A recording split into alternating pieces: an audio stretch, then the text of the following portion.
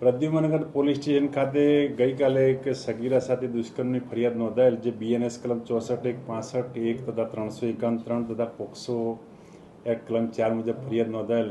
તેમાં સગીરા ખૂબ જ નાની હોવાથી અને સગીરા સાથે આરોપી ધવલ દિલીપભાઈ રાવરાણી નાઓએ ઇન્સ્ટાગ્રામ ઉપર સંપર્ક કરી અને સગીરાના ઘરે કોઈ ના હોય તેથી તેના ઘરે જઈ સગીરા સાથે દુષ્કર્મ આચરેલ, જે બાબતે ફરિયાદ નોંધાયેલ અને એ તપાસ પોલીસ ઇન્સ્પેક્ટર શ્રી પ્રદ્યુમનનગર નાઓ કરે છે અને આરોપીની હાલમાં ધરપકડ કરવામાં આવેલ છે. ફરિયાદીને અવારનવાર ફોનમાં સંપર્કમાં રહેવાની, સગીરાને ધમકી આપતો, નહીં જો સંપર્કમાં નહીં રહે તો તને તથા તારા પરિવારને જાનથી મારી નાખીશ વગેરે ધમકી આપતો હતો.